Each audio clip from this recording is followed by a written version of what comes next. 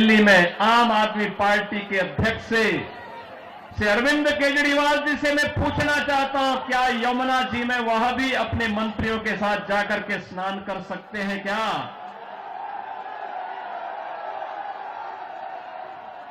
अगर उनमें नैतिक साहस है तो उनको इसका जवाब देना चाहिए।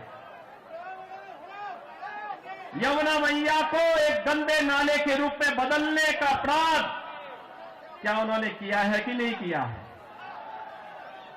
और अगर वह व्यक्ति इस बात का अपराधी है तो फिर मुझे नहीं लगता है कि जनता जनार्दन की इस अदालत में उन्हें कोई माफी दी जानी चाहिए। मैं योगी जी से पूरी विनम्रता से पूछना चाहता हूं, उत्तर प्रदेश में कितने कितने घंटे के पावर कट लगते हैं, जरा बताएं हमको।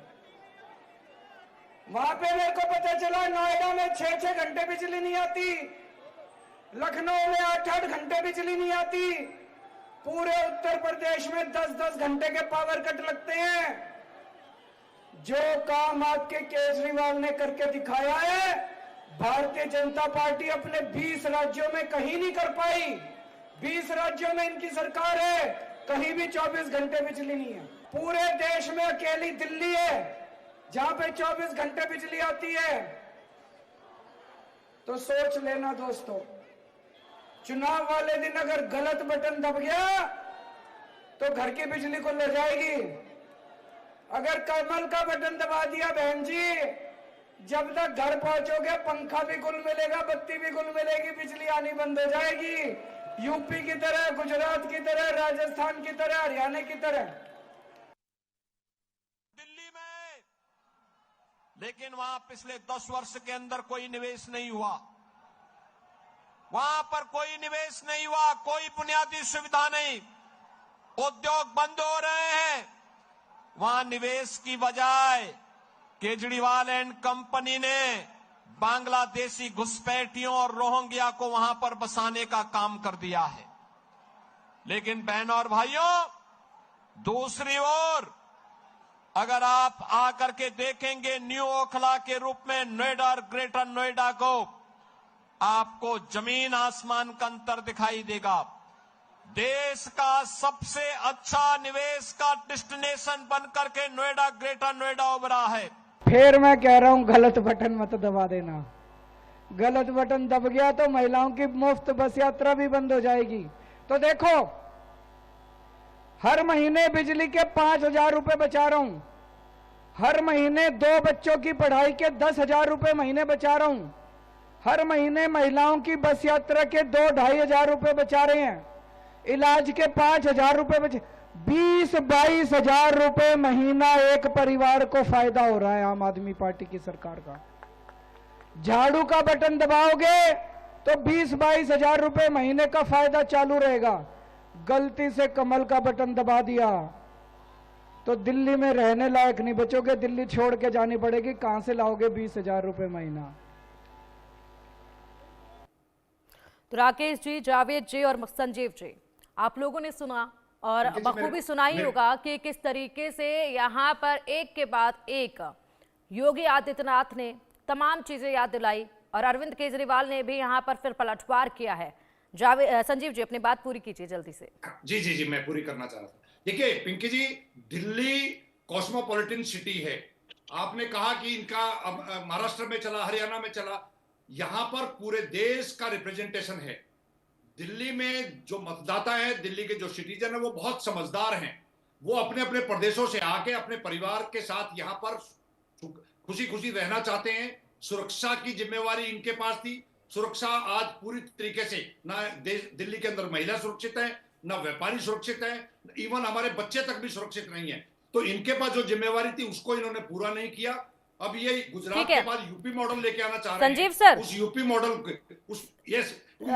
की हुक निकालते हुए अरविंद केजरीवाल जी ने जो बातें कही हैं, दिल्ली में अब महिला सम्मान योजना लागू होगी, संजीवनी योजना लागू होगी, पुजारी और ग्रंथियों को सम्मान राशि दी जाएगी, अंबेडकर स्कॉलरशिप योजना लागू होगी और दिल्ली वाले अपने फायदे और अपनी पीसफुल लाइफ के लिए भारतीय जनता पार्टी की जुमलों में नहीं आने वाले। सर ठीक है, अब आपने यहाँ पर बहुत सारी बातें एक साथ रखी। आपने कहा कि दिल्ली में अलग अलग प्रदेशों से लोग आकर यहाँ पर अपने घर के साथ, घर वालों के साथ, परिवार के साथ रहकर अच्छे से कमाना चाहते हैं। सबसे ज्यादा लोग दिल्ली में कहाँ से हैं? स्वाभाविक तौर पे दिल्ली में सभी प्रदेशों से, लेकिन पूर्वांचल का बहुत बड़ा सेक्शन। सर आपने कहा करीब 30 से पूर्वांचल का सबसे बड़ा सेक्टर है, तो ऐसे में उनके लिए सबसे बड़ी आस्था किसमें है? सबसे बड़ी आस्था उनकी किसमें है? छठ पूजा में 2 महीने पहले हुई, उस टाइम की तस्वीरें देखी होंगी, वो भी तो जरूरी है ना। और वही तो बता रहे हैं कि प्रयागराज में जो सबसे बड़ा वक्त आया महाकुंभ का, वहां पर एकदम साफ सुथरी डुबकी लग रही है आस्था की, लेकिन यहाँ पर पूर्वांचली सबसे ज्यादा है दिल्ली में। पर फिर भी देखिए तस्वीरें कैसे आई थी। यही तो बड़ा चैलेंज देखे गए योगी आदित्यनाथ कि यमुना में एक बार आम आदमी पार्टी जरा डुबकी लगा कर दिखाए। इसके साथ आपने बोला कि महिलाओं को लेकर आपने बात की है, यहाँ पर पुजारियों को लेकर बात की है। चुनाव आए तो पुजारियों के लिए बड़ा ऐलान कर दिया। महिलाओं को लेकर अगर बात की जाए तो पंजाब में भी आम आदमी पार्टी की सरकार है, महिलाओं को पैसे वक्त पे मिल रहे हैं वहां पर। चलिए ठीक है, अब हम आपने कहा देकर दिखाएंगे, लेकिन कब? आपने कहा देकर दिखाएंगे, लेकिन कब? ठीक है, अब जावेद अंसारी जी के पास जाएंगे, आपके पास आएंगे। जावेद अंसारी जी, कांग्रेस की अगर हम बात करें, नहीं आपके पास आएंगे, अभी आएंगे, उनको भी मौका देते हैं। अभी तक मैंने उनसे कुछ सुना नहीं है, कोई सवाल नहीं किया है। जावेद जी, अगर हम बात करें तो वो लोग जो भारतीय जनता पार्टी को दिल्ली में वोट नहीं देना चाहते, उनके लिए तो कांग्रेस से आगे आम आदमी पार्टी नजर आ रही है उन लोगों को। तो कांग्रेस तो बहुत पीछे नजर आ रही है इस वक्त। क्या कुछ कहेंगे? जो ये एक लड़ाई बनी हुई है दिल्ली में, वो सिर्फ और सिर्फ बीजेपी और आम आदमी पार्टी के बीच में नजर आ रही है। आपने आपको कहीं महसूस कर रही है क्या कांग्रेस? ये आपको लग रहा है जहां पे भी केजरीवाल जी जा रहे हैं वहां पे जनता उनको खदेड़ रही है और भगा रही है, कह रही है कि कांग्रेस ने ही काम किया है 15 सालों में। और ये शिक्षा की बहुत बात करते हैं, शिक्षा मॉडल। हंसी आती है मुझे जब ये शिक्षा की बात करते हैं। केजरीवाल खुद ही उस यूनिवर्सिटी में पढ़े, उस कॉलेज में पढ़े, आईआईटी में। जब वो पैदा नहीं हुए थे तब कांग्रेस ने एक ऐसा मॉडल दिया था आईआईटी बना के, जिसमें पूरी दुनिया पे आईआईटी इंजीनियर्स काम करते हैं। और ये शिक्षा मॉडल की बात करते हैं। इनसे पूछते हैं कितने स्कूल बने, ये नहीं बता पाते। पिछले 10 सालों में जब हमारी सरकार थी हमने 125 स्कूल बनाए थे। इनसे पूछ लो कितने बनाए, कहते 25,000 कमरे बनाए। अरे भाई कहाँ बनाए? कोई यूनिवर्सिटी बनाई हो, कोई कॉलेज बनाया हो तो उसका पेपर पे नाम हो सकता है, मौके पे तो किसी विधानसभा में दिखता नहीं। और योगी जी की बात मैं कहना चाहूंगा, योगी जी कह रहे हैं कि रोहिंग्या बसा दिया, बांग्लादेशी बसा दिया। धिक्कार है उस सरकार पे जो केंद्र में कि रोहिंग्या आ रहे हैं और वो कुछ नहीं कर पा रहे। अब ट्रंप ने फैसला लिया, सारे भारतीयों को वापस भेजा जा रहा है। तो ये क्यों बॉर्डर इन्होंने सील नहीं कर रखे? तो ऐसी बात नहीं करनी चाहिए। और शिक्षा मॉडल की अगर योगी जी बात करते हैं, ये वही योगी जी हैं जिनके राज में क्या हुआ था, एक पत्रकार ने ये दिखा दिया था मिड डे मील में कि नमक और रोटी दी जा रही है तो उसको उस पर मुकदमा दर्ज कर दिया था।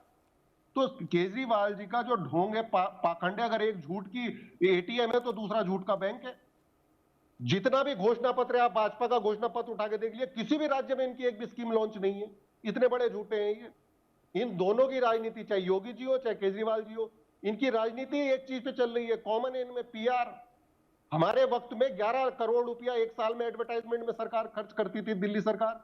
ठीक है, और केजरीवाल जी 600 करोड़ से ज्यादा ठीक है जावेद जी, ठीक है जावेद जी, आपने पूरी तरीके, ठीक है जावेद जी, आपने पूरी तरीके से बात की बीजेपी की, आम आदमी पार्टी की। दिल्ली में वैसे भी बीजेपी और आम आदमी पार्टी की बात हो रही है, कांग्रेस को तो कोई याद करता भी इस वक्त नजर नहीं आ रहा है। तो कर रही है, आप मत करिए। तो चलिए चुनाव के वक्त पर देखा जाएगा, क्योंकि फिलहाल जो बड़ी बड़ी बातें निकल कर आ रही हैं वो सिर्फ यहीं से निकल कर आ रही हैं, इसलिए इसी पर सबका ध्यान जा रहा है। राकेश जी, बहुत कम वक्त है हमारे पास, जल्दी से एक लाइन में अपना जो बात है वो पूरी कीजिए। पिंकी जी, 2400 करोड़ रुपया देश के प्रधानमंत्री जमुना सफाई के लिए दे रहे थे, इन्होंने ना लेने का काम किया। और मैं एक बड़ी बात करना चाहता हूं, आयुष्मान कार्ड दिल्ली में नहीं लागू है, पंजाब में लागू है। प्रधानमंत्री आवास योजना दिल्ली में नहीं लागू है, पंजाब में लागू है। और बिजली की बात कर रहे हैं, हमारी जहां भी सरकारें 20 राज्यों में, ग्रामीण में बिजली 1 रुपया 95 पैसा, शहरी में 2 रुपया 75 पैसा, और कॉमर्शियल बिजली हम 4 रुपए देने की बात करते हैं। और देश का, अब विश्व का सबसे झूठा व्यक्ति अगर कोई है, कोई नेता है, तो उसका नाम अरविंद केजरीवाल, जिसने अपने बेटा और बेटी की और माँ और बाप की और भारत माता की कसम खाकर और अन्ना की कसम चलिए खाकर ठीक है सर, ठीक है। अभी फिलहाल मुख्यमंत्री योगी आदित्यनाथ जब दिल्ली में पहुंचे तो उनको हिंदुत्व का ब्रांड एम्बेसडर माना जाता है। ऐसे में पूरी तरीके से जो समीकरण थे दिल्ली में इस वक्त देखे जा रहे थे, लगातार जो प्रचार हो रहा था वो पूरी तरीके से एक दिन में वो बदल कर चले गए।